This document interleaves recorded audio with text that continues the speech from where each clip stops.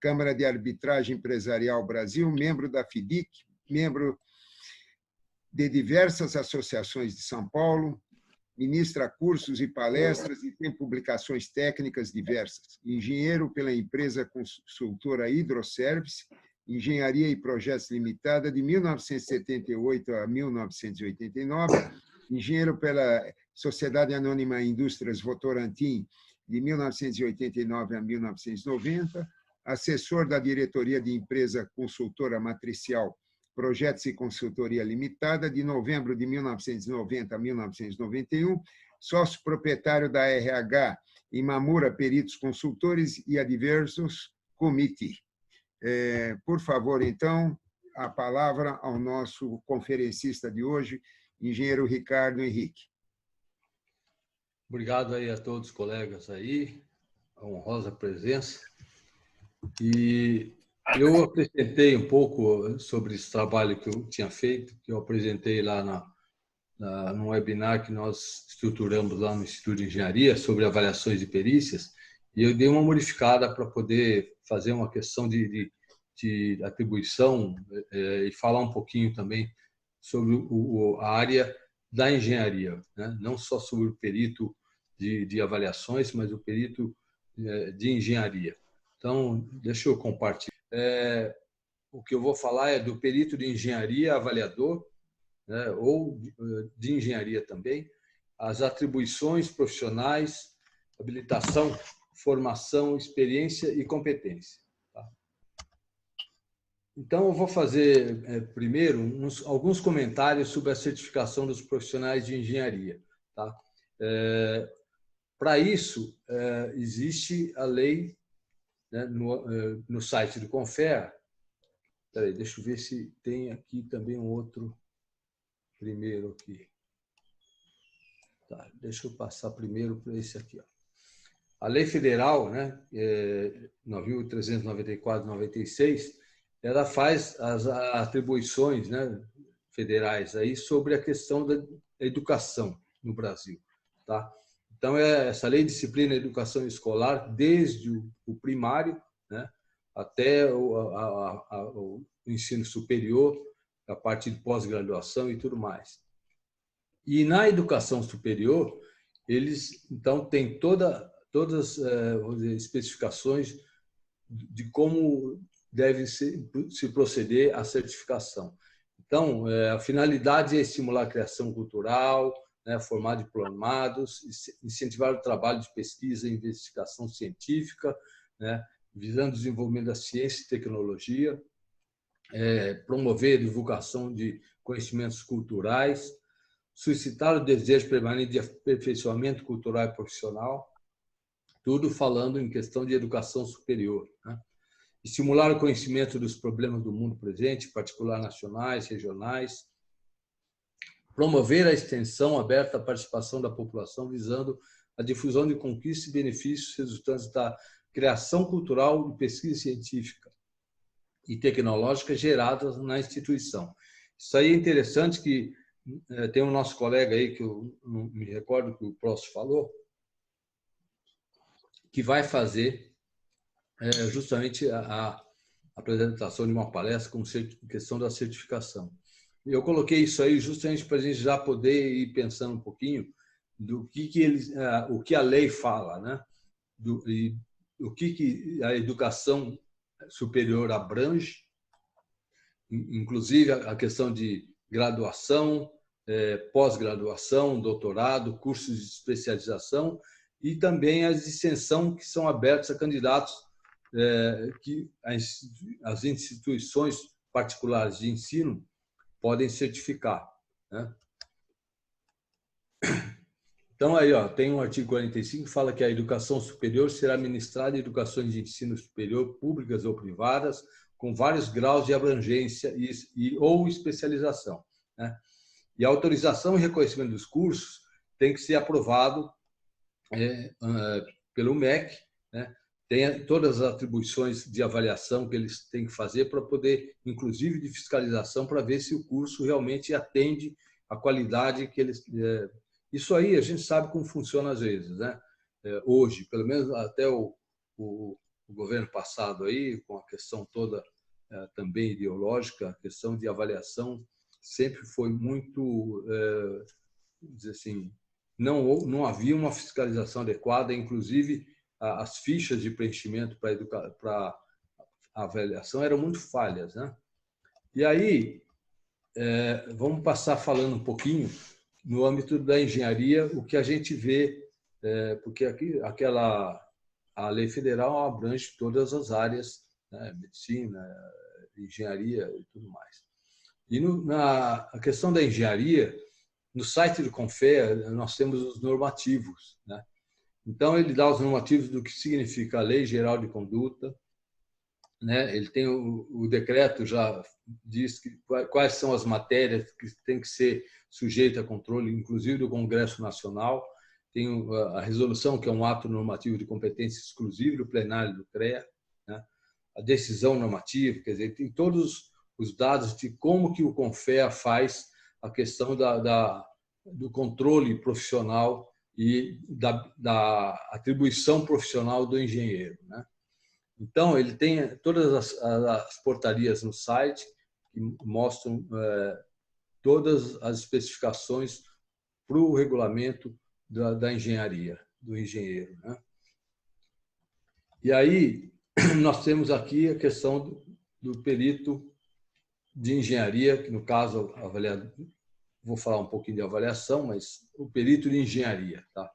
Nós vamos falar das atribuições profissionais, habilitação, formação, experiência e competência, tá? Então, no caso das avaliações, tem esses tipos de avaliações que são avaliações judiciais e extrajudiciais. Então, envolvem a avaliação de imóveis urbanos, imóveis rurais, máquinas, equipamentos, aeronaves, embarcações. A gente estava falando aí de engenharia elétrica e tudo mais. Tem a parte de engenharia mecânica também, que envolve, inclusive, a questão de avaliação também de máquinas e equipamentos. Por exemplo, você vai fazer uma indústria, a avaliação de uma indústria, você tem, além da avaliação toda de inventário que você tem que fazer de ferramentas, equipamentos e tudo mais, você tem que fazer a avaliação de todos os equipamentos. Por exemplo, você tem, às vezes, prensas, coisa desse tipo, né? Você tem que fazer a avaliação, por exemplo, de aeronaves e embarcações.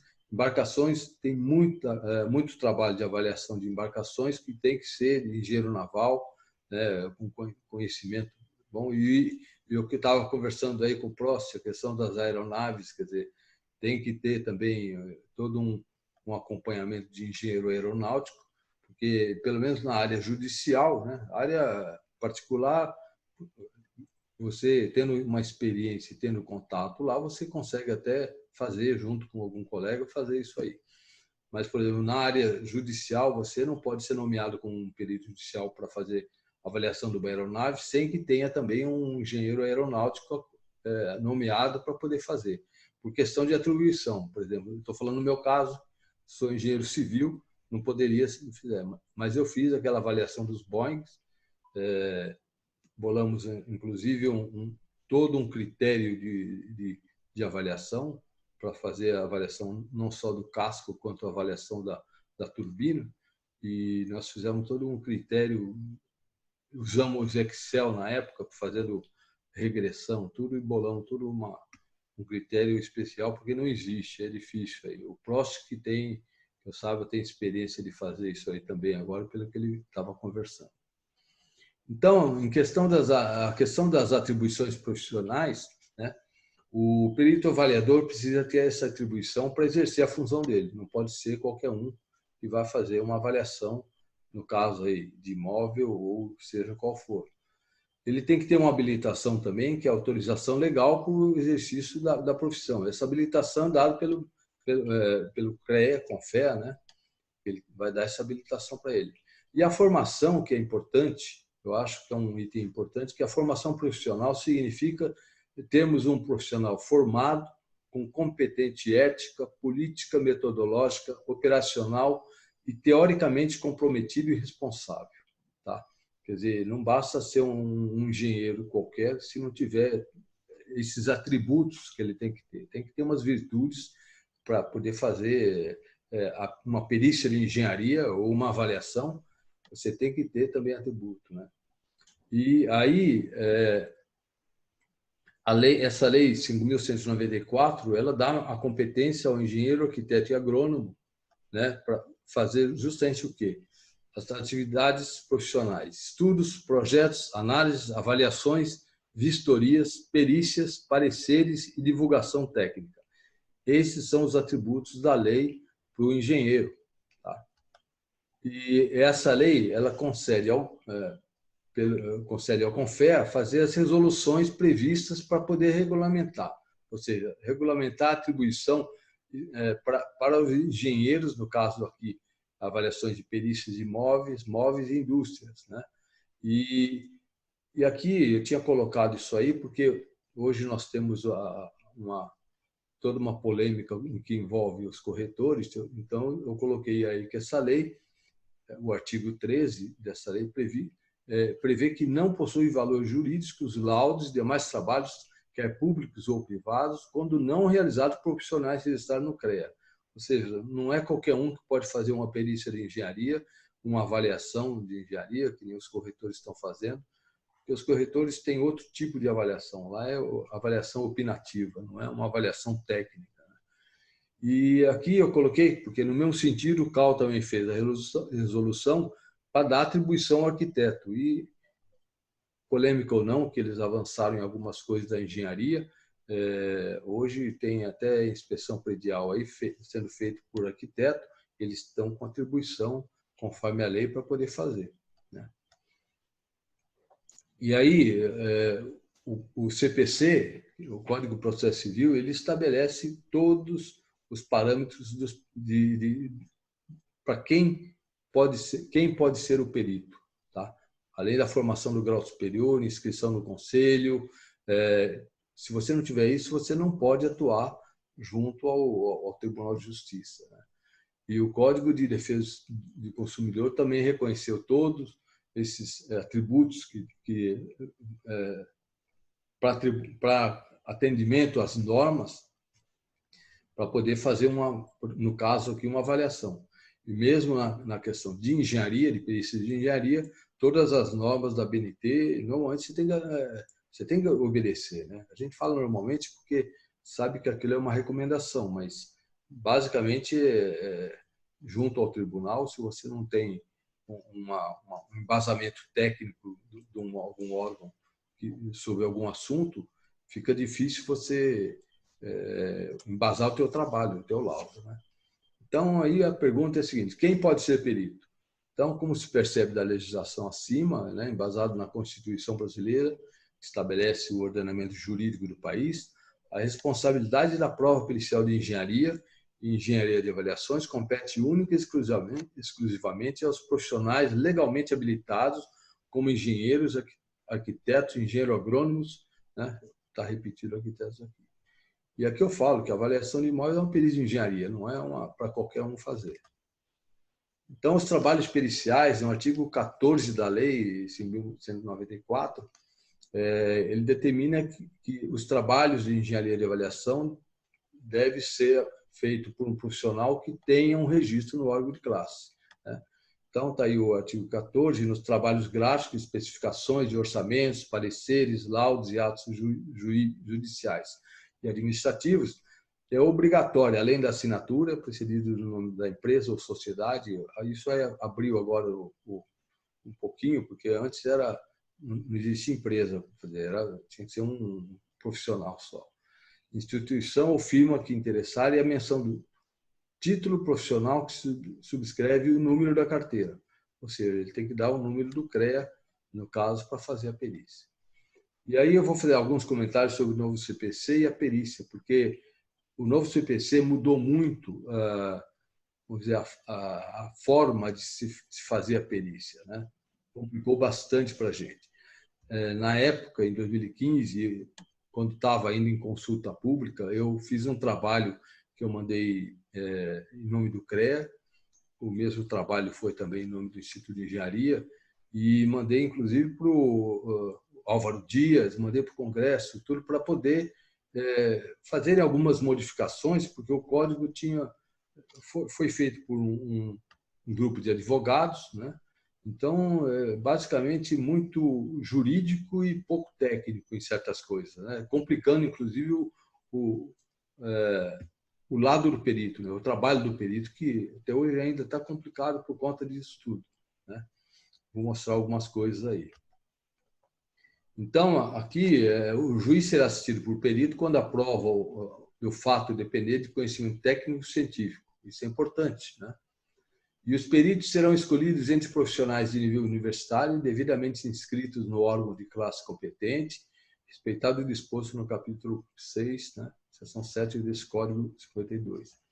E para a formação do cadastro, quer dizer, existe um cadastro hoje, né? Foi formado um cadastro nacional de peritos, que, na verdade, a complicação que eu vejo, e já tinha exposto isso no trabalho que eu mandei lá para o Congresso e lá para o STJ, porque esse cadastro permite que qualquer um se cadastrar. Ou seja, você tem um cadastro nacional que você entra hoje no site do TJ, você coloca o teu currículo, coloca tudo, mas você não tem experiência nenhuma, às vezes, que é o que acontece, ainda mais depois agora da pandemia, todo mundo está querendo virar perito, porque agora está cheio de cara que a gente nunca ouviu falar aí, que se diz perito, que estão dando aula, né? Então, tem umas complicações aí que a gente precisa tomar alguns cuidados, eu acho, para questão de qualidade da perícia, né? Então, tratando-se de perícia complexa, que abranja mais de uma área e conhecimento, o juiz poderá nomear mais de um perito e a parte indicar mais de um assistente técnico. Isso aí acontece, já tive casos aí que eu tinha 4 assistentes técnicos e eu de perito. E isso é uma complicação, imagina só 4 metendo a boca, né? Porque o assistente sempre, na verdade, quer divergir da coisa, porque o advogado quer que ele faça um laudo divergente, né? Ele não quer um laudo concordante, porque laudo concordante, no caso, por exemplo, de alguns bancos, é interessante isso aí. O honorário é diferente, né? Não sei se vocês sabem, mas é diferente o honorário de um cara que é nomeado aí como assistente, indicado como assistente para fazer um trabalho de assistência junto do perito judicial. Se ele fizer um laudo concordante, ele ganha menos. É uma coisa assim que só o banco para fazer essas coisas, não querer pagar. Então, o artigo 473 é importante, é o seguinte, diz que o laudo pericial deverá conter a exposição do objeto da perícia, a análise técnica ou científica realizada pelo perito, a indicação do método utilizado, esclarecendo e demonstrando ser predominantemente aceito pelo especialista da área do conhecimento da qual se originou. Então, você vê a complexidade que eles deram no novo CPC aí para a perícia, né? Quer dizer, um trabalho bem complexo, né? Que eles pedem. Inclusive, olha, resposta conclusiva a todos os quesitos apresentados pelo juiz, pelas partes e pelo órgão do Ministério Público. Ou seja, você tem que obedecer todos esses requisitos, senão o teu laudo é imprestável, né? No laudo, o perito deve apresentar com fundamentação em linguagem simples e com coerência lógica, indicando como alcançou suas conclusões. Quer dizer, aí já começa uma incoerência, né? Ele dá todos aquela complexidade de você elaborar o laudo e depois ele diz que tem que ser em linguagem simples, com coerência lógica, porque, é claro, tem que ser para o juiz entender, né? Mas essa linguagem simples fica meio assim, você tem um laudo complexo às vezes, e não tem como, você tem que fazer, usar às vezes palavras técnicas, né? Não tem como você chegar e colocar uma palavra que você tem que explicar o que é, mas tem que colocar uma palavra técnica. E é vedado ao perito ultrapassar os limites de sua designação, bem como emitir opiniões pessoais, esquecer o exame técnico ou científico do objeto da perícia. Claro, isso realmente, você não pode dar opinião, falar, eu acho que aconteceu isso. Não.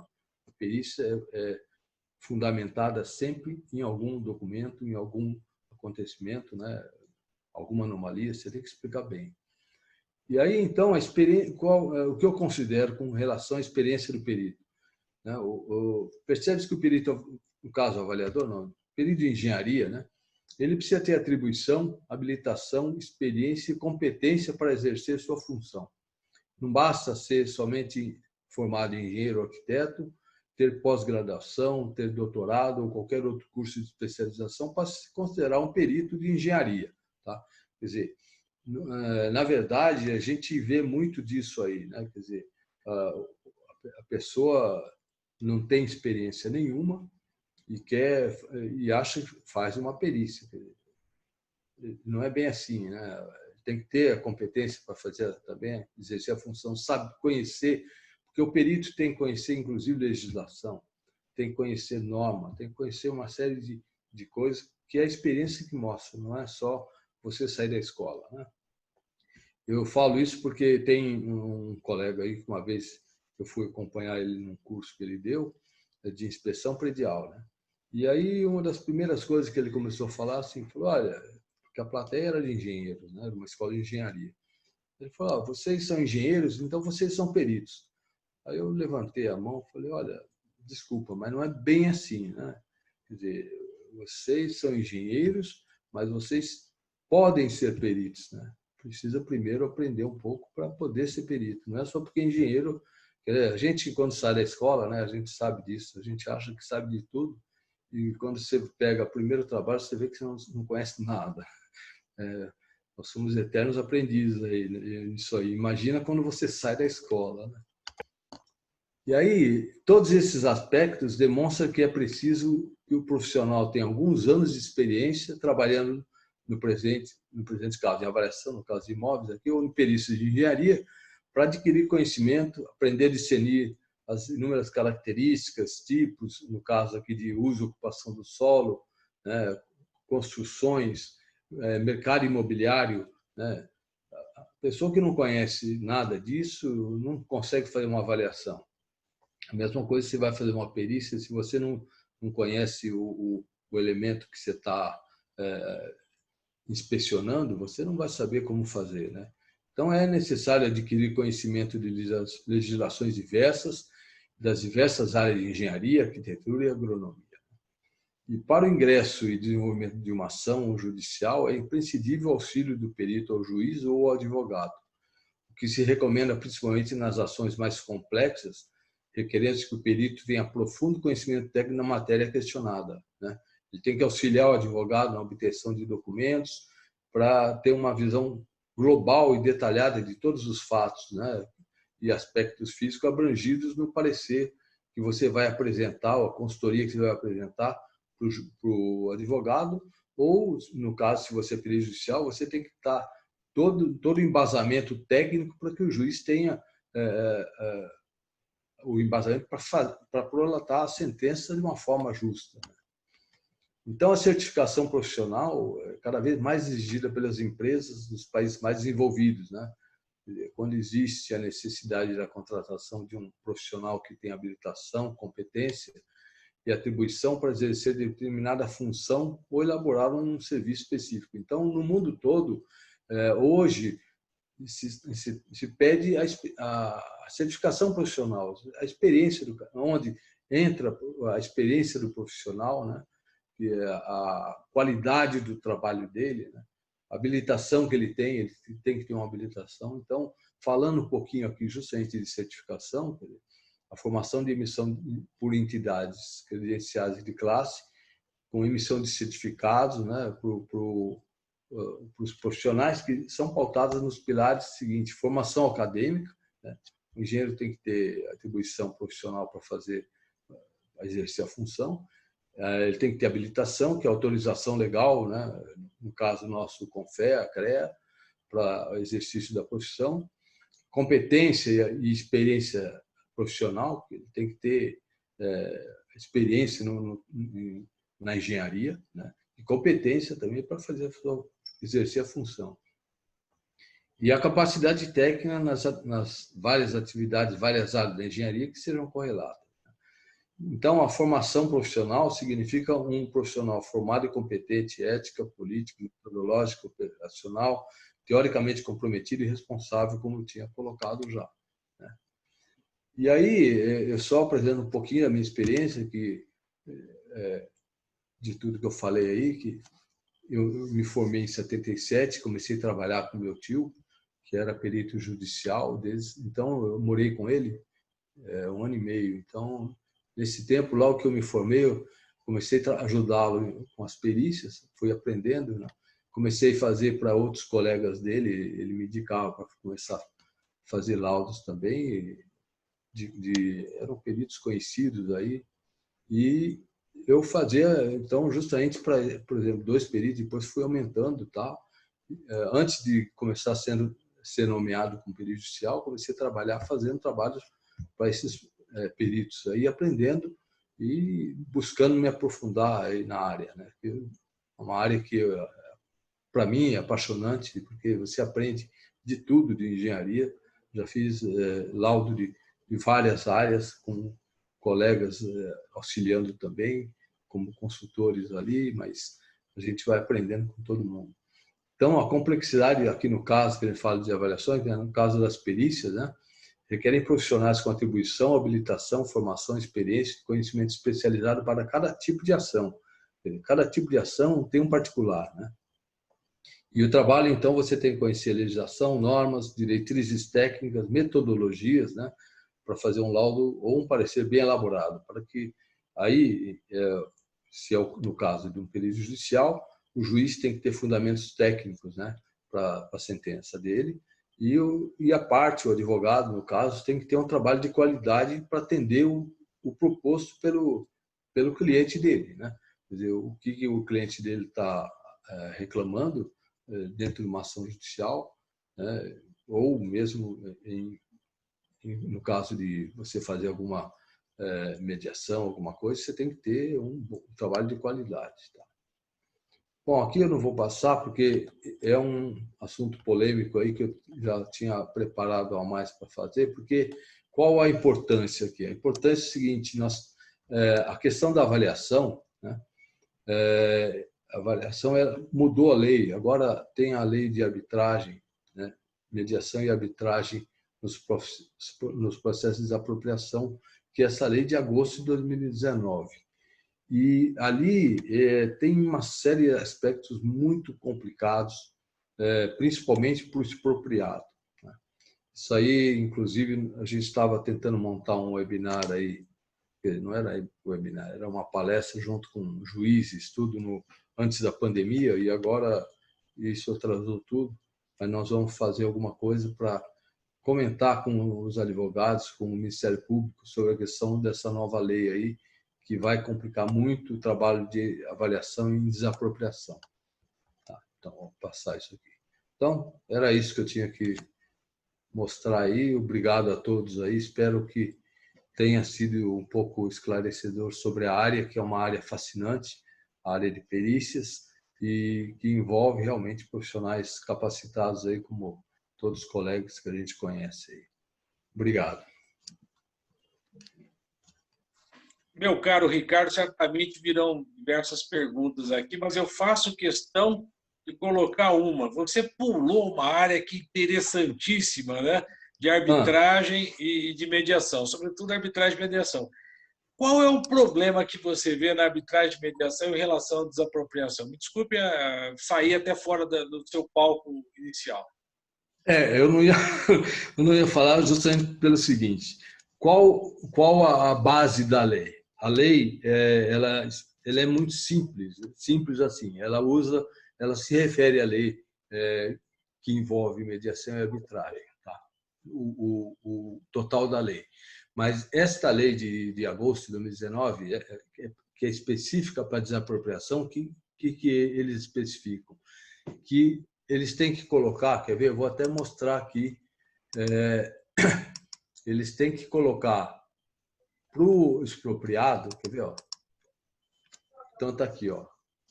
Estão vendo aí ou não? Não. Ah, sim, sim. Ah, tá. Então, aí eu coloquei, ó, alguns aspectos dessa lei são estritamente técnicos da engenharia de avaliações e não são claras as regras da lei, tá? Porque aí você vê bem, ele só tem esse artigo 10, 10b, alguma coisa assim, muito pouco, poucos artigos dessa lei. Então ele diz assim: o poder público deverá notificar o proprietário e apresentar-lhe oferta de indenização. Uhum. Aí, ó, fala a notificação, o ato de declaração pública, aquele negócio, planta, descrição de bens, tudo que isso aí a gente, primeiro, vai continuar como as empresas terceirizadas fazendo, é uma coisa, porque existe muito problema com isso aí também, né? De plantas erradas, né? E tudo mais. Então, o que acontece? E o valor da oferta, que é o principal. Ou seja, o órgão expropriante tem que apresentar qual o valor indenizatório que ele está oferecendo para o imóvel, certo?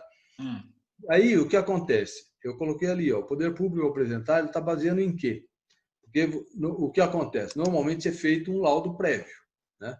Um laudo administrativo. A empresa que vai fazer a expropriação, ele tem que apresentar um laudo administrativo. E esses laudos é o seguinte, olha, nós temos aqui, isso aqui é coisa, inclusive, da Cajufa, né? Eu fui membro lá da Cajufa, da Comissão de Peritos das Varas da Fazenda. Então, nós temos aqui o que tem que ser apresentado como documentação para você permitir o ingresso da ação. Tá? Então, tem uma série de coisas que a gente fazia. E aí o que acontece? A gente não tem ideia de como vai ser feito, se vai ser continuado as empresas terceirizadas que estão fazendo. Tá? Opa, está saindo aqui, peraí. Não, estava certo, Ricardo. Ah, tá. Então, você tem toda uma... Ele está andando sozinho aqui. Pelo amor de Deus. E aí, essa documentação é essencial para apresentar dentro do processo expropriatório. Tá? E aí, o que acontece? Você aceitado o acordo, tá? do pagamento aí da coisa, acabou. Você vai fazer um acordo com... paga-se e acabou. Agora, se você está rejeitando, você pode, a lei está ofertando justamente isso aí, mediação e arbitragem, tá? Ou seja, o que acontece na mediação e arbitragem? Está aqui o que eu coloquei, ó, as dúvidas. As partes irão escolher as câmaras de arbitragem cadastradas pelo órgão expropriatório, ou seja, o Ministério Público está fazendo o cadastro de câmaras de arbitragem. Qual a qualidade e credibilidade dessas câmaras? Eu não conheço. Se você pegar, são poucas as câmaras atuantes no Brasil aí para fazer de forma, vamos dizer assim, competente aí fazer a arbitragem, tá? Porque você primeiro, porque você não conhece quem são os árbitros, quem vai divulgar os árbitros. Você tem que conhecer os árbitros da Câmara. Por exemplo, estou falando o nome do expropriado, tá? Eu estou sendo expropriado de um imóvel e aí vem o órgão expropriante para mim e fala, olha, você não está aceitando, nós vamos fazer uma mediação e arbitragem. Então, nós temos aqui a nossa Câmara de Arbitragem, que é do Ministério Público, não sei o que tal, nós vamos escolher essa. O expropriado conhece o quê? Nada. Entendeu? Essa é uma complicação que eu acho, porque vai pegar um advogado, poucos advogados também vão conhecer câmaras de arbitragem cadastradas lá. E muito menos os peritos que estão cadastrados nas câmaras, entendeu? E aí, o pior de tudo que eu acho, né? Após a escolha da Câmara, quem paga pela mediação e arbitragem? O expropriado paga metade, conforme o novo CPC? Como fica? O expropriado vai pagar? Entendeu? Essa é a dúvida. São algumas das dúvidas que tem, que eu vejo aí. Eu participei de algumas reuniões aí, algumas palestras, logo que saiu essa lei.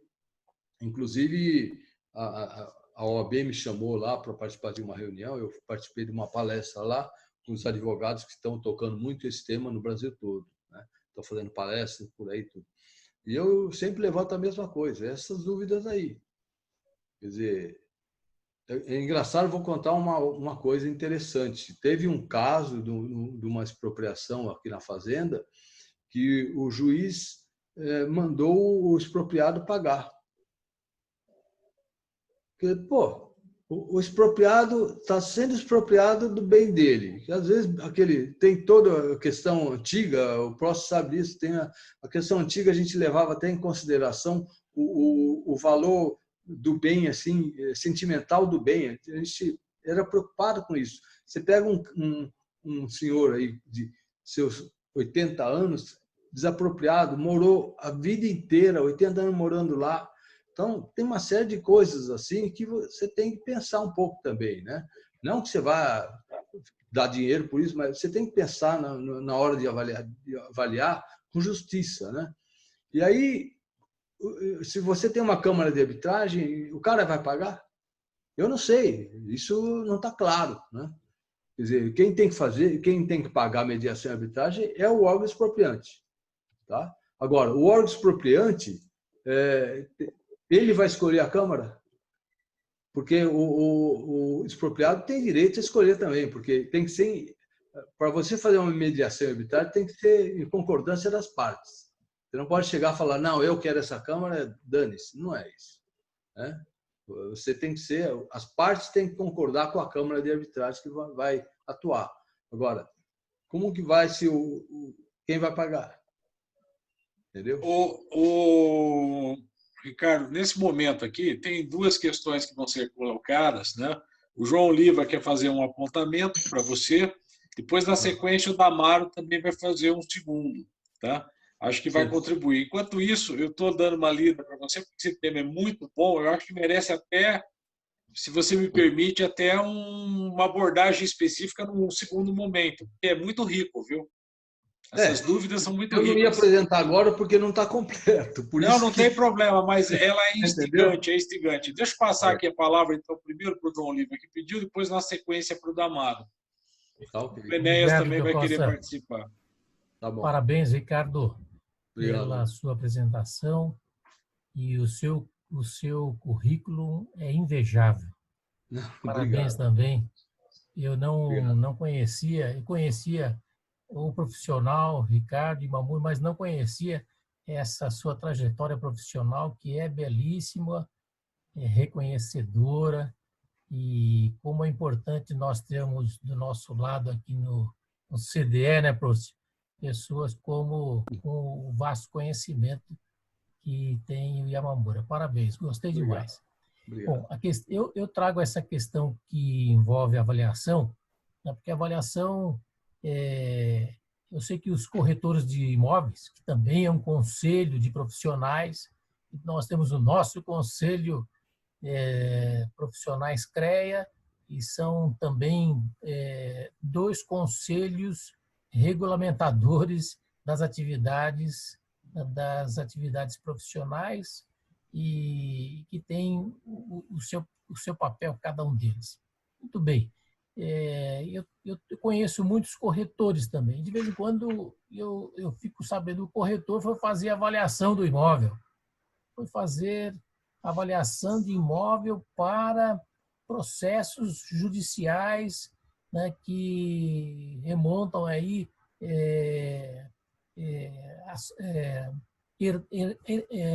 como é que se fala? Propriedades de inventários. De repente, o corretor está lá fazendo avaliação. Mas não deveria ser apenas os engenheiros e os arquitetos que deveriam fazer, né, considerando os materiais aplicados. Enfim, eu lembro que quando eu fiz o meu curso de perito judicial e também de assistente técnico lá no Rio de Janeiro, já faz algum tempo, eu lembro que essas atividades todas estavam, né, reservadas em função da sua formação a nós, engenheiros. Eu queria da sua opinião, e como é que... Eu sei que em São Paulo os corretores defendem isso. E tem até umas questões que normalmente vão às barras dos tribunais da justiça para se discutir e se decidir quem é que tem direito a fazer o quê. Gostaria da sua opinião, da sua colocação. Deixa eu só comentar o seguinte. A polêmica que está tendo, inclusive nós fizemos um seminário o ano passado, justamente para combater, porque está tendo um problema muito sério na ABNT. A BNT está sendo chamada para fazer uma outra norma de avaliação para os corretores. Então, uma das coisas que a gente está argumentando é o seguinte: primeiro, insegurança jurídica. Porque como que você pode ter duas normas sobre avaliação? Não pode. Então, e está uma polêmica danada, porque a verdade é que o Cresce está pressionando, inclusive o presidente atual da BNT, para poder fazer uma norma.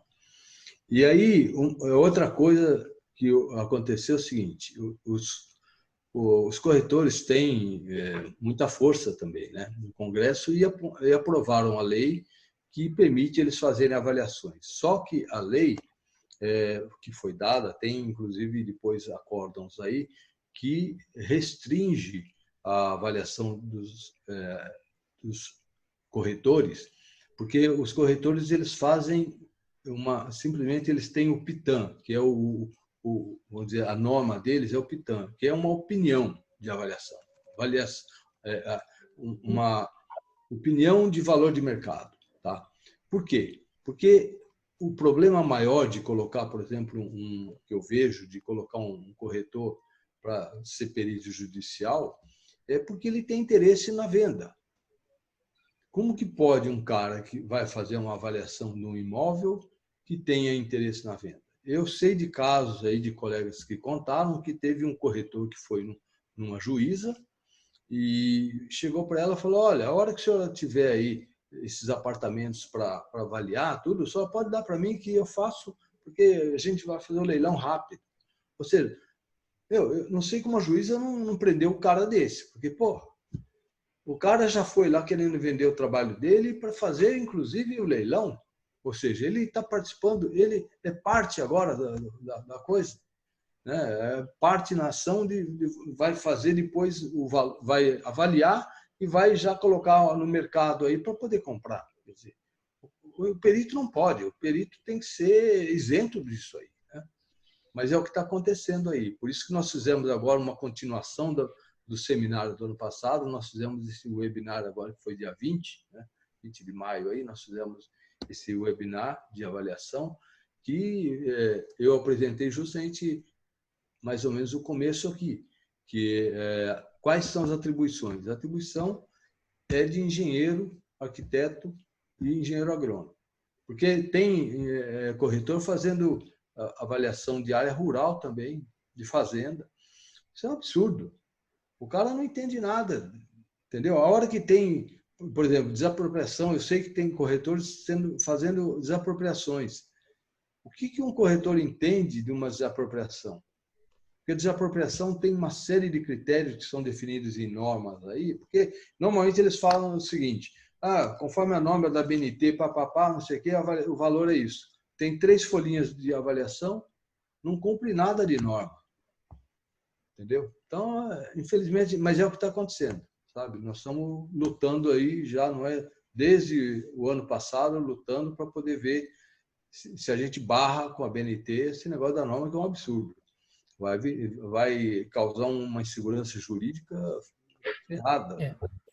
Então, esse momento nosso da discussão dentro do sistema, né, eu acho que nós podemos pedir para os nossos candidatos a pensarem nessa defesa da engenharia, da agronomia, né? Sim, sim. Com relação à questão das avaliações. Tem que se engajar, sabe? Tem que se engajar, tem que partir para cima mesmo. Tem. Queria fazer uma pergunta? Agora vou passar aqui, o Damaro vai ser o próximo aqui a questionar, depois, na sequência, o Luiz Felipe Próximo de Souza, nosso presidente. Parabéns, Ricardo, muito boa Obrigado. palestra. É um tema de alto nível. Eu só quero, antes de fazer a pergunta, eu quero dar um depoimento aqui que vai ajudar e colaborar para isso. A gente é conselheiro no CREA e esse debate está muito vivo no CREA, essas questões de atribuições. Eu sou um crítico do CREA, não quanto à estrutura, porque ele está submetido ao Tribunal de Contas da União, né, e à Justiça. Tem 3 presidentes que estão respondendo aí, ele tem uma estrutura grande e tal, e é decidido no plenário o orçamento, a aplicação do CREA. Então, a crítica ao CREA é política, é política. O que está acontecendo? Tanto os técnicos como os corretores de imóveis estão aprovando em Brasília projetos que entram nas nossas atribuições, ok? E nós sabemos que muitas vezes eles são de cursos médios, não é curso superior. Então, para o que eu defendo a tese lá, e eu quero passar para vocês e para os peritos, porque os peritos têm muita força se se unirem diante dos juízes. Isso é uma questão de segurança nacional e de segurança à população. Por quê? Um engenheiro que tem curso superior, ele recebe ensinamentos na faculdade para poder aplicar esses ensinamentos, que não é o caso de técnicos e não é o caso de corretores. Então, a tecnologia nacional está em risco. Isso é segurança nacional. O cidadão está em risco porque os técnicos e os corretores não receberam ensinamentos para aplicar a boa técnica. Então, o nosso debate, eu acho que tem que ser já em outro nível. Por quê? Para sensibilizar o Congresso Nacional de que isso não é uma luta de corporativa. A minha atribuição não é dele e tal, é meu mercado de trabalho. Nós temos que sair fora disso, que isso pega muito mal. Então, nós temos que provar por que o engenheiro tem essa atribuição e essa competência. Porque ele fez uma faculdade que ele teve essas aprendizados.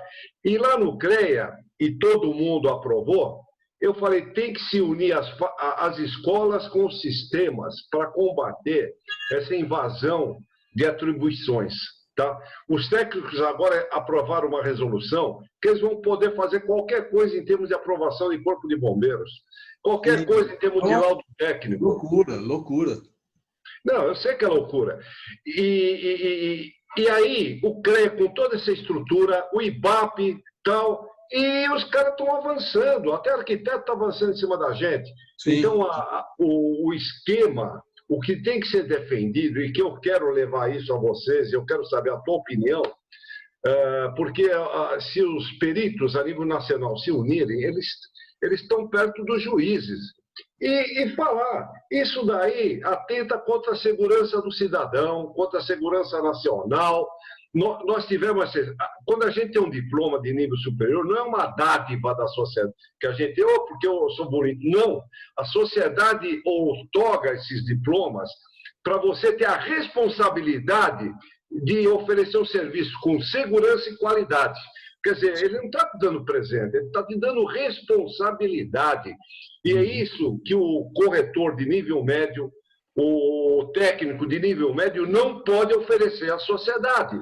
Então, é isso que tem que ser levado num debate nacional pelos peritos, pelo sistema Confiacrea, pelas escolas, em altíssimo nível, e provar que a nação está em risco.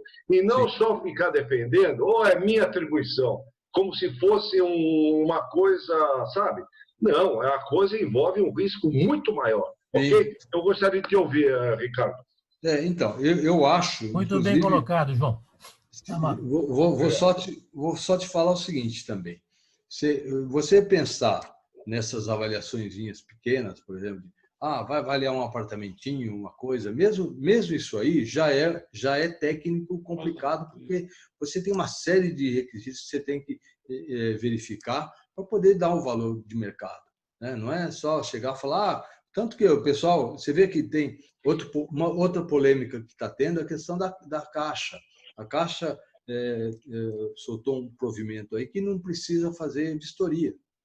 Isso é uma loucura. Como que você vai fazer a vistoria? Vai avaliar um apartamento se você não entrou para saber como que está? Se está todo depredado, que nem às vezes acontece da gente ir lá, vai vistoriar cheio de problema, ou então um apartamento antigo que nunca sofreu uma reforma, quer dizer, tem toda uma questão de manutenção que envolve o valor do mercado disso aí, né?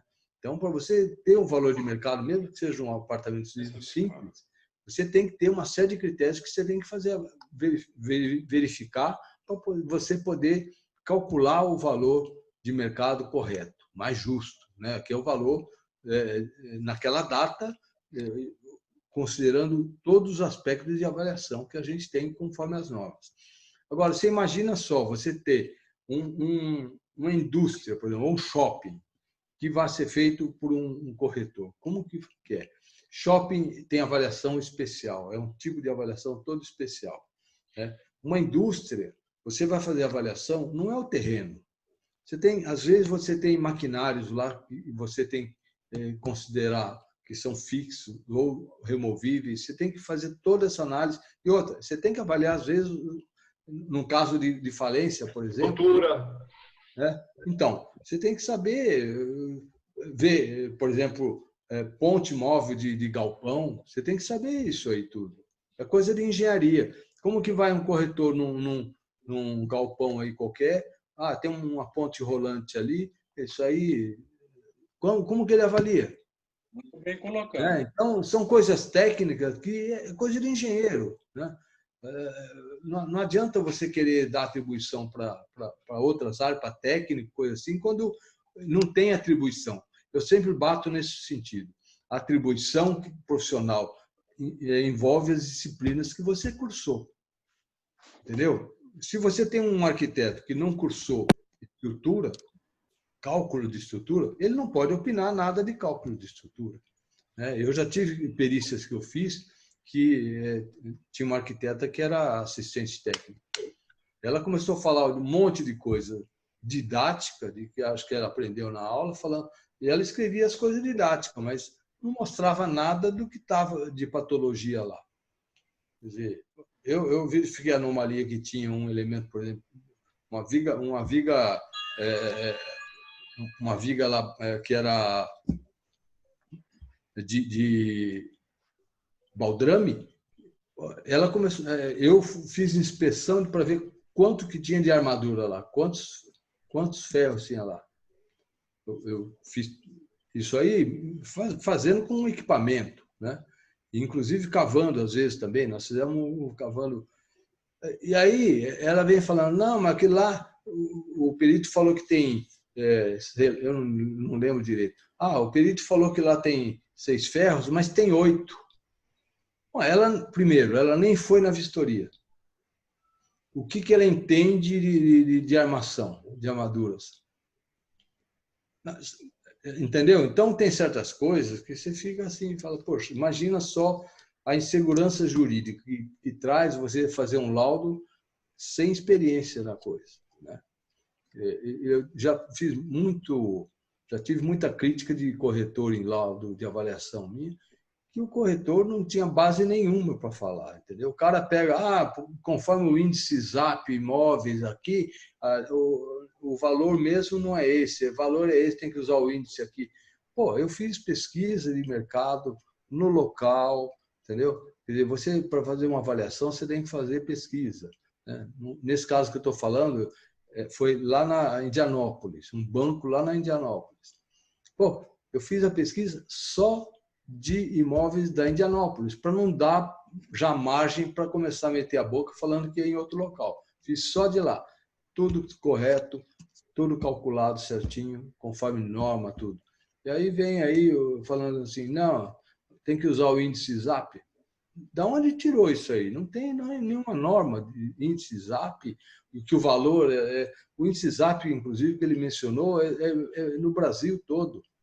Como que você vai pegar um índice que está lá de Belo Horizonte e falar que vale aqui em São Paulo, justamente na Indianópolis? Então, isso tudo é o que acontece, entendeu? E a gente tem que brigar mesmo, tem que brigar e colocar o CONFEA nisso aí, tem que colocar o CREA nisso.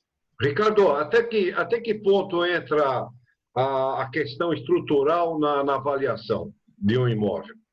Porque é aí que pega, hein? Todo imóvel você tem que fazer uma análise total.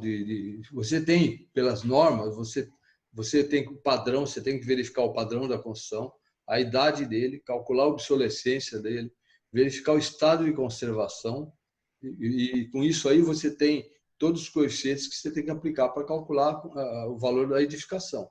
Agora, me fala, os laudos que eu vejo de casos que eu tenho feito, que tem corretor no meio, os caras pegam pela internet, eles inclusive fazem o seguinte, por exemplo, na internet sai lá, o imóvel tem 200 metros quadrados, R$ 1 milhão, tá? E aí o valor do terreno ele divide, mas 200 metros quadrados é construção. Tem, às vezes, 300 de terreno, o cara coloca tudo numa coisa só, entendeu? Então, como que você vai determinar um unitário para terreno se você envolve construção? Tem todas as normas. A norma fala disso, como você tem que fazer, e eles não usam, entendeu? Então, a gente tem que colocar o CREA, tem que motivar o CREA, motivar o CONFEA para entrar direto e sabe aonde? No Congresso, para poder mudar as leis que estão erradas. Tem leis erradas aí que têm que ser ajustadas, porque cada um na sua área. Cada um na sua área. Não pode ficar entrando na área do outro e por questão de financeira ou coisa assim. Isso aí é uma questão de insegurança, que nem você falou, é uma total insegurança, né? Para a população. A população não sabe o que faz. Imagina um juiz, então, vira uma insegurança jurídica. Você pega, tem tido casos aí que eu apresento honorário, a parte contesta lá, falando, não, mas ó, tem isso aqui, ó, esses processos aqui, que o valor do laudo aqui está estimado em R$ 1.200. Aí vai ver o corretor. Sabe? Obrigado. Prost. Ricardo, primeiro quero parabenizá-lo pela sua brilhante exposição. Fez de uma forma resumida, muito boa, que isso aí caberia o que você expôs aí a um simpósio de horas de exposição. Eu quero primeiro falar de uma coisa aqui para todos, para você. É a questão do justo valor, né? Nas desapropriações, nós não estamos em busca tão somente do valor de mercado, mas sim da justa reposição. É um conceito que levou muitos anos. Eu ainda conversando recentemente com o desembargador Nelson Hanada, ele me relembrou uma história lá do passado do Ernesto Iter Carneiro, do Joaquim da Rocha Medeiros, do Enio Azambuja, que eram os três que lutavam muito pela questão da justa reposição. O expropriado, ele tem, para ele pessoalmente, o imóvel tem o valor de uso dele e que é muito caro. Muitas vezes até ele pagou caro para montar aquele imóvel. E você for lá e desapropriar em termos de valores de mercado, você muitas vezes não chega no real custo para aquele expropriado. Eu vou dar um exemplo. Quando eu estava fazendo uma desapropriação de uma fábrica de bolachas, eu sempre dou esse exemplo, na Moca, quando estava se fazendo a linha lá para a Zona Leste, né? E essa desapropriação foi na Moca, entre Moca ali e o Brás, né? E era uma fábrica de bolacha. A planta dessa fábrica era um Z. Os lotes lá de fundos eram compra dos fundos dos lotes que eram confrontantes. Então, a farinha entrava por uma rua e ia sair, que a linha de produção, o layout era linear, né? Caminhava aquele Z inteiro e ia sair na outra porta embalada, já estava o caminhão levando para a distribuição. Se você fosse fazer uma avaliação de mercado para aquele terreno, né, depois a benfeitoria, você ia ter que criar desvalorização pela profundidade. Mas, para aquele proprietário, né, ele tinha que repor ali na frente, que é esse o princípio da desapropriação, né, é repor aquilo que ele está perdendo aqui, ali na frente. Então, ele tinha que comprar uma área similar àquilo. E se fôssemos pagar pelo valor de mercado, nós não chegaríamos nesta reposição para ele. Então, isso tem que ser visto. Não, um corretor, acho que dificilmente ele vai ter, só nisso aí, só num caso desse, ele já não vai ter capacidade. Agora mesmo eu estou em um serviço de avaliação de uma gleba muito grande, aqui dentro do município de São Paulo, na ordem de 204 mil metros, né? Se chega um corretor, vai dizer, olha, isso aqui é um metro quadrado de tanto. E a questão ambiental que está embaixo dessa gleba? Exato. Está com 8 processos da CETESB. Fui Sim. fazer o levantamento, está com 8 processos. Ali tem que fazer a pluma de contaminação, o custo da mitigação desta área. Não é? A questão ambiental é pior ainda, né, Prost? A questão ambiental é pior ainda. Muito pior. Como que o corretor faz uma verificação de uma área, se tem contaminação ou não? Como que ele vai falar e como que ele vai valorizar ou desvalorizar?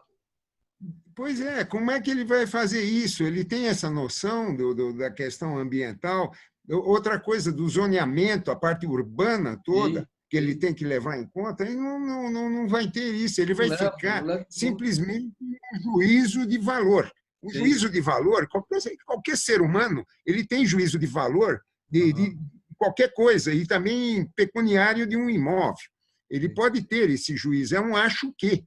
Agora, não é técnico. Né? Agora, se no Brasil a gente respeitasse as leis, veja uma coisa, a lei do corretor, ele é responsável, se ele hoje, ainda mais com o Código do Consumidor, somado ao Código do Consumidor, se ele vender um imóvel daquele e que tenha defeitos não declarados, estavam ocultos, ele primeiro responderia. Só que o pessoal não procura esses direitos. Isso aí não procuram. Ele é o primeiro responsável, porque ele vendeu um produto com vício. Verdade. Ele não avisou. Então, na França, se você pegar na França, para vender um imóvel lá, primeiro, para ser corretor, é uma outorga do Estado, para você montar uma loja de imóvel. Né? O corretor faz essa aproximação entre o comprador e o vendedor. Esta é a função dele. É uma mediação que ele faz. Uma atitude de mediação de chegar naquele valor que satisfaça os dois lados. Agora, ele tem que estar baseado num laudo de um engenheiro avaliador. Ele tem que estar baseado num laudo de um engenheiro que fez a vistoria para ver todo tipo de efeito. E ele tem que ter um consultor jurídico para ver toda a parte jurídica. E dentro da loja dele, ele tem que chamar o notário que trabalha com ele lá, que é de fé pública, para fazer a transmissão do domínio. Ele responde por tudo isso, o corretor. Só que aqui no Brasil, me parece, quando fizeram a lei do corretor, eles queriam, inclusive ter direito de fazer planta de casa até 70 metros quadrados para aprovar na prefeitura. Isso é um absurdo. Eles queriam ser fiscais do fisco, queriam justificar que o ofício deles era para declarar para a Receita Federal o verdadeiro valor, para cooptar os políticos, o verdadeiro valor que foi a transação imobiliária. Isso foi motivo, inclusive, do presidente Figueiredo bater com a porta do gabinete dele lá em Brasília no presidente do Confesse. Isso saiu na imprensa, na época, do Figueiredo. Né? E, olha, tem mais uma outra curiosidade. Quando o Mapping, a anglo-brasileira, começou a vender casa pré-moldada, o kit da casa pré-moldada, deu uma briga judicial dos corretores dizendo que o Mapping não podia vender aquele produto porque era um imóvel, era uma casa. É só um corretor que podia trabalhar ali para vender aquilo. Vocês vejam aqui, o exagero que chegou a coisa. Né? Então, outra coisa, a nossa lei, eu estava pesquisando, eu até quero ouvir um comentário seu agora. Na nossa lei está ali, quem faz a barragem, seja o que for, é o engenheiro, ele conhece o produto. É ele que pode dizer, conhecendo, se especializando em entender o mercado, dizer o verdadeiro valor. Porque ele é o produtor e ele é que conhece aquele produto. Só nesse fato já tira qualquer outro que queira entrar numa atividade dessa. Sim. Não é? Por que tem que ser um engenheiro mecânico para avaliar uma máquina? Porque ele tem que ter o conhecimento da máquina. Então, não pode ser um leigo ali. Não tem outra. É como bem disse o Damaro agora, é questão até de segurança nacional que nós estamos entrando. Mas é mesmo. É verdade. Enéas, você gostaria de fazer uma pergunta? Você precisa ligar seu microfone, por favor. Bem colocado, Prosti. É a mesma coisa do médico, né? Você faz uma cirurgia, nenhum outro pode ir lá e fazer o reparo. Mesma coisa. Não tem diferença. Eu já liguei. Vamos lá, Enéas, faça a sua pergunta. Então, na verdade, não é bem uma pergunta, porque todas que eu pretendia fazer já foram feitas aí devidamente explicadas pelo nosso colega Ricardo. Eu só pedi a palavra para dizer ao Ricardo, fazer um elogio à brilhante palestra que ele fez sobre avaliações de perícias, né? Obrigado. E uma forma bastante abrangente. E queria aproveitar, como eu sou também perito judicial, eu, Damar, trabalhamos lá na 28ª Vara aí do Fórum João Mendes, e na 3ª Vara do Fórum da Lapa. E eu queria aproveitar a oportunidade para fazer uma espécie de uma recomendação. Essa questão dos corretores ficarem fazendo avaliação é um verdadeiro disparate. Eles, quando muito, na minha opinião, eles podem fazer apenas um item do nosso laudo, que é a pesquisa de mercado. Só. O trabalho deles para aí. Eles não têm mais condições para fazer nada, nem para elaborar um laudo, nem para tecer os demais itens do auto, até, quem sabe, a resposta dos quesitos, que são todas, quando são bem formuladas, técnicas. E eles não têm condições nenhuma, nem conhecimento, nem preparo para responder. Então, isso é ponto pacífico. Então, nós, que somos peritos judiciais, temos obrigação de trabalhar junto aos nossos juízes, como eu trabalho junto ao meu, o Damar trabalha também junto ao mesmo juiz, né? Nós praticamente não permitimos que ele nomeie corretor para fazer perícia. Eles não têm qualificação nenhuma. Até porque a perícia pode ser desqualificada, né? Não tem qualificação, né? Eles podem fazer um item no nosso laudo, e olhe lá, que também não é lá muito confiável, como o Ricardo colocou muitas vezes. Não.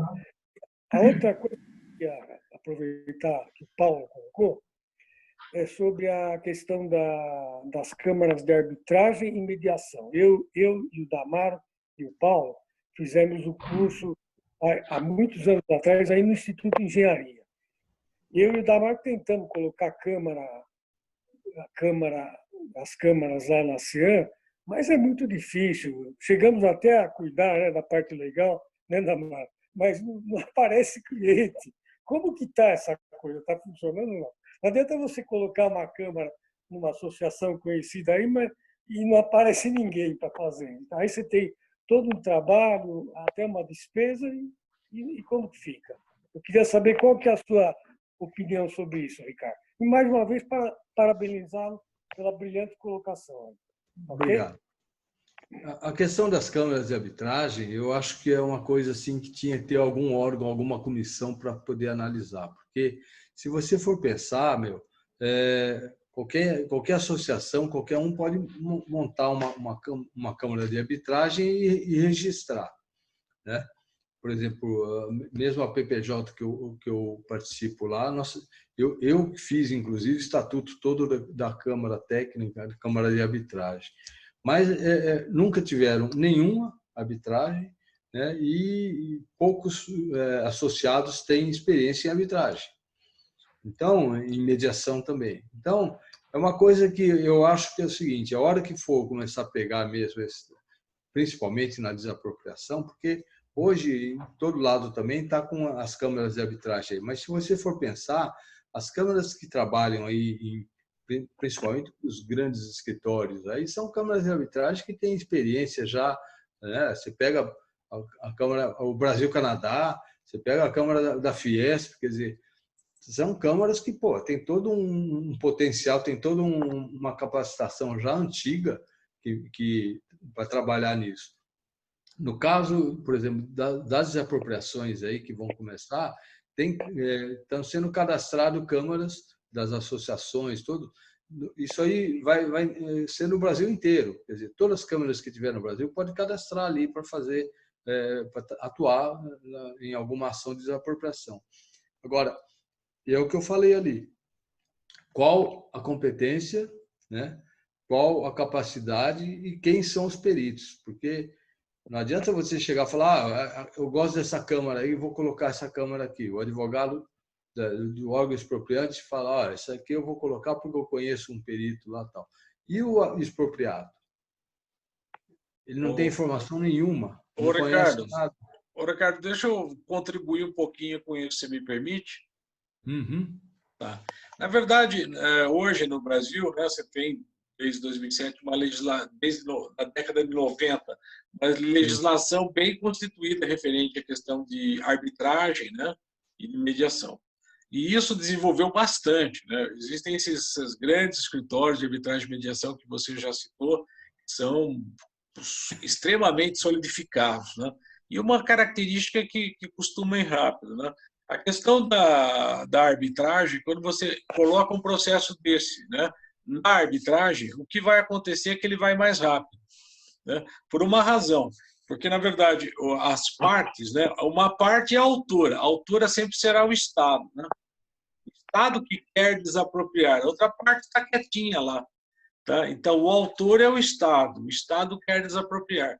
Quer dizer, cabe ao Estado, precisa verificar a regra dessas câmaras, né? Escolher um árbitro, né? E eu estou pressupondo que o caso mereça 3 árbitros. O caso pode merecer um único árbitro. Então, escolha um árbitro. A parte, quer dizer, aquela pessoa que está sendo desapropriada, vai escolher também um árbitro. Tá? Agora, o fato de você ter advogado, você continua tendo advogado também, você vai escolher, o Estado já tem o advogado dele, a parte vai escolher o advogado, e o perito também, você continua com o perito. Obviamente, tudo isso faz parte, continua, a existência desses fatores todos continuam sendo normais. Eu estava lendo aqui um texto, inclusive, da Migalhas, é uma revista jurídica, né, que envolve mediação e arbitragem, e aqui ela fala sobre a responsabilidade pela antecipação das despesas de arbitragem ou mediação. E diz o seguinte, conforme o parágrafo 3º e 5º do artigo 10b, tá, previu que os honorários dos mediadores e dos árbitros serão adiantados pelo poder público e ao final do procedimento serão pagos na forma que o regulamento da instituição pela parte perdedora ou proporcionalmente perdedora, né?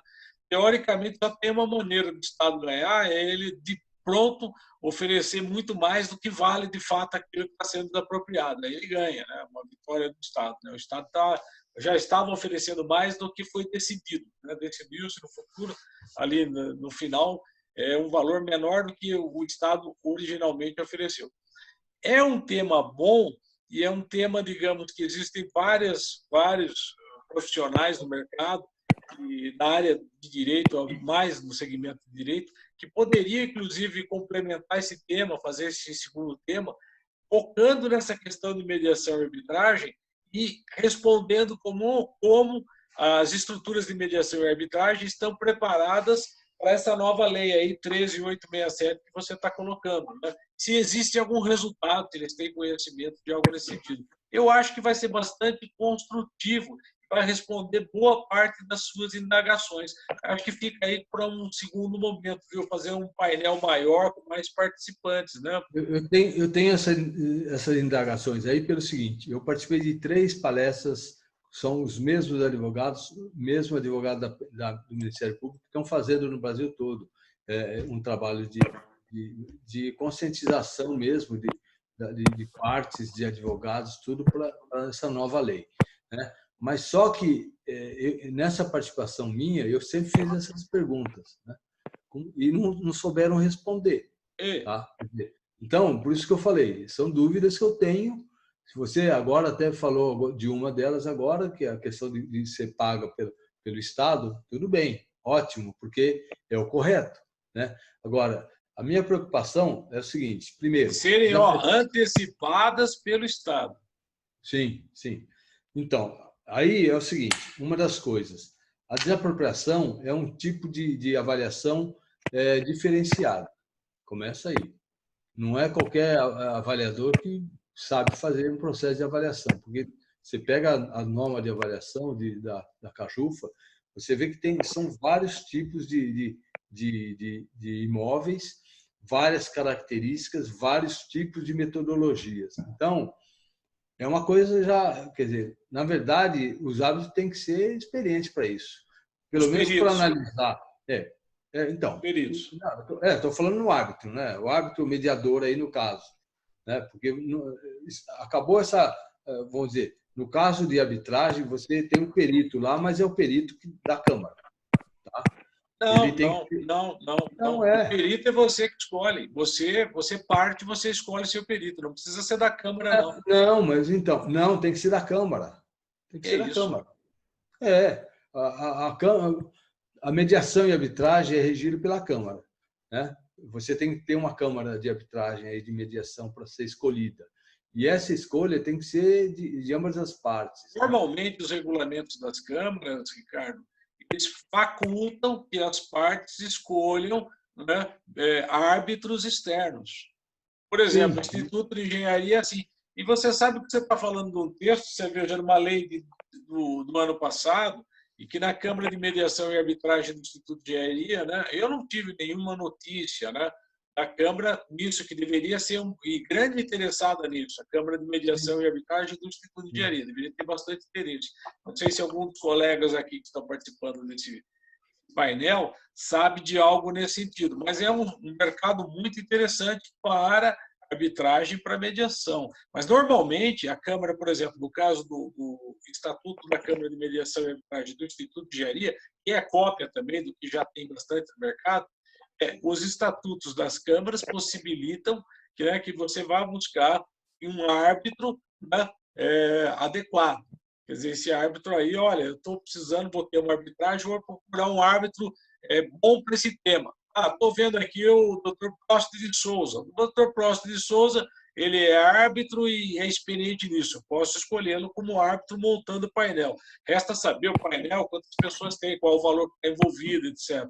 E a parte do seu advogado continua igual, e o perito do seu advogado, que vai contestar eventualmente, igual. O próprio painel de árbitros também pode ter um perito. Você veja que, de repente, você pode ter um perito para as partes, um perito para o painel de árbitros. Né? Os árbitros também, à medida que eles já são especialistas, por exemplo, você escolhe o Prost de Souza como árbitro, né? Você já sabe que ele não precisará explicar tanto para ele sobre aquilo que está sendo discutido, até pela experiência, coisa que muitas vezes o juiz não tem. Então, o árbitro, ele é um elemento experiente. O Ricardo poderá ser um árbitro, né? Então, o Damaro poderá ser um árbitro, o Enéas poderá ser um árbitro, né? Nesses meios. Por quê? Essa experiência passa a ser nova, passa a vigorar, diferente do juiz de toga, mas que não necessariamente conheça aquilo profundamente. Daí a necessidade dele de um bom perito do juiz, né, que vai caminhando. Agora, eu acho que esse tema ele merece o número 2, viu, Ricardo? As suas perguntas são excepcionais e precisariam, de fato, ser respondidas ou ser discutidas, né? Boas perguntas mesmo. Eu acho que porque eu tenho tentado juntar o pessoal, os colegas aí, para a gente poder fazer uma palestra sobre isso aí, uma discussão, inclusive com esses advogados que estão do Ministério Público, que estão sempre envolvidos aí, chamando inclusive outros juízes para poder entender um pouco mais, porque o que acontece? Essa regra que foi da lei, ela muda um pouco o caminhamento processual normal, vamos dizer assim, tradicional, tá? Então, por exemplo, como fica a questão de laudo prévio, né? Qual a característica que tem a desapropriação? A nomeação de um perito e ele fazer um laudo prévio para você poder você poder levantar 80%. Mas você tem que fazer um laudo prévio para o órgão que desapropriará, né? Sim, sim, que é o Porque normal. aí eu pergunto para você, como é que um órgão que desapropriará um imóvel poderá fazer uma oferta sem saber qual valor deve oferecer? Então, é o que eu questionei aí. Quer dizer, como que vai ser feito isso aí? Primeiro, eles vão apresentar a documentação, porque hoje, depois que aconteceu essa questão de você terceirizar o trabalho de desapropriação, né, inclusive os custos de desapropriação são do órgão que vai fazer, ou seja, da empresa que está fazendo. Por exemplo, você pega a SP Obras, etc. e tal. Eles têm os engenheiros deles lá que eles vão fazer toda a documentação toda.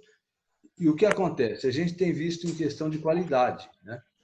Mudou um pouco a qualidade do que era feito antes. Antes, a prefeitura, por exemplo, tinha um departamento de desapropriação muito bom, que foi acabando, né? E com o tempo foi piorando a documentação. Então, a questão registrária é importante para uma desapropriação.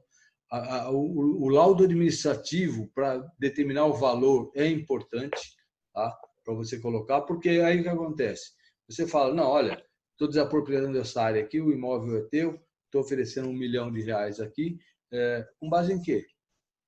Isso que eu estou questionando. Vai ser da forma normal, apresentado um laudo administrativo pelo órgão? Não sei. E aí... A diferença que você tem é que quando você entra num processo arbitral, mediação não, mediação é conversa só. A gente vai, olha, tá, conversa, tal, não, vamos assinar, vamos transigir. É acordo verbal, é água com açúcar, mediação. Mediação é água com açúcar. Só um minuto. Eu acho que eu, pelo menos, vou ter que sair. Acho que são 7h30. Eu acho que o horário já avançou, né? O que vocês acham? Às 20, né? Deixa eu só, então, falar uma coisa, é o seguinte, que eu estava falando, que nem o Costa falou. É um assunto, realmente, que eu estava tentando já fazer alguma palestra, juntamente com vários colegas peritos, mais esses membros do Ministério Público e outros juízes, que eu acho importante tratar, que era para tratar de uma ordenação da questão hoje da desapropriação por mediação e arbitragem. Porque se o processo normal já tem problemas, você imagina agora na arbitragem. Eu acho que vão continuar alguns problemas que, se a gente fizesse uma diretriz disso tudo, iria facilitar tudo muito mais, porque realmente é uma coisa mais ágil, mas tem que pensar no expropriado. Eu penso sempre no expropriado, tá? Agora existe, Ricardo, é o seguinte, não sei a sua experiência, né? Que você tem primeira instância, não gostei do resultado, vai para a segunda instância e fica aquele tempo tal. Quando você entra na arbitragem, não tem instância. Sim, acabou. Acabou, né? É uma decisão sem volta, né? Então, veja que o nível de responsabilidade, quando você entra numa arbitragem, você não vai pegar um perito, desculpe o termo aqui, meia boca. Você não vai pegar um advogado também. Então, você tem que entender que você está indo para uma batalha, uma só. Sim, né? Exatamente. E aí o grau de responsabilidade... Então, é o que mudou bem e é o que muda, inclusive, para o expropriado. Porque o expropriado, por exemplo, tem advogado que eu ouvi falar assim, o expropriado conhece muito bem o valor da... Não é bem assim, o valor do imóvel dele. Não é assim. Numa desapropriação, o cara, primeiro, está de surpresa aí, né? Ele não está pensando em vender. Raros são aqueles casos que você desapropria, o cara, puta, ainda bem que eu ia vender, queria vender mesmo, entendeu? Então, tem uma série de coisas que acontecem na prática que a gente tem que pensar e dar uma diretriz para as coisas aí, na mediação e arbitragem, né? Então, é uma ideia boa, que eu tenho tentado juntar, mas a pandemia bagunçou muito. A gente precisa montar um webinar desse sentido mesmo. Vocês me permitem, né? O Damaro já está aqui comentando sobre a questão do tempo. Nós estamos aqui bastante à vontade. Alguém mais? Eu sei que o Zé Olímpio está aí, o Joaquim Castelo está aí, né? O Eduardo está aí. Eles não se manifestaram. Vocês gostariam de fazer algum questionamento? Eu estou vendo aqui o Zé Olímpio dando sinal. Quer fazer algumas considerações, Zé Olímpio? Boa noite. Em primeiro lugar, eu queria falar da minha alegria em vê-los bem. Segundo, parabéns para o Ricardo. Obrigado. E eu queria lançar um desafio para nós todos. Se a gente podia fazer uma avaliação de quanto é que está custando essa quarentena que já está durando mais de 100 dias. Essa é boa, muito boa. Olha, está custando muito. Eu li uma matéria essa semana sobre o valor mundial. Nossa. Você podia disponibilizar para a gente ver isso. Acho bom você passar aí para todo mundo aqui. Né? Vale a pena. Isso aí a gente precisa ter ideia mesmo. É o seguinte, o Ricardo está abrindo com essa palestra um ciclo de 4 palestras, que nós vamos ter aqui 2 colegas, o Marcelo Rosenberg, que vem na semana que vem, para falar de certificação. Certificação. O ex-presidente do CREA, o Tadeu, também vai falar, ele tem uma palestra muito boa, já está convidado e confirmado. E o Ricardo, o presidente atual do IBAP, o Capelano, e eu vamos fazer, provavelmente nós vamos abrir um ciclo de palestras sobre normas técnicas, em vista exatamente desse problema. Eu estou preparando a minha parte, estamos em discussão nós 3, exatamente para podermos colocar aqui na mesa uma discussão sobre a questão que está ocorrendo com os corretores, não agredindo diretamente o CRES, nada, mas mostrando a importância para a sociedade do respeito às normas técnicas, tá? Da engenharia. Era isso que eu queria falar. Eu queria pedir licença, depois você faz o encerramento por mim, eu já faço o agradecimento a todos, né? Em especial ao nosso palestrante, o Ricardo, que nós temos que passar para a plataforma do Instituto, agora que nós estamos lá do Conselho. Tá? Boa reunião lá, Prost. Um abraço a vocês. Tudo de bom. Obrigado a todos.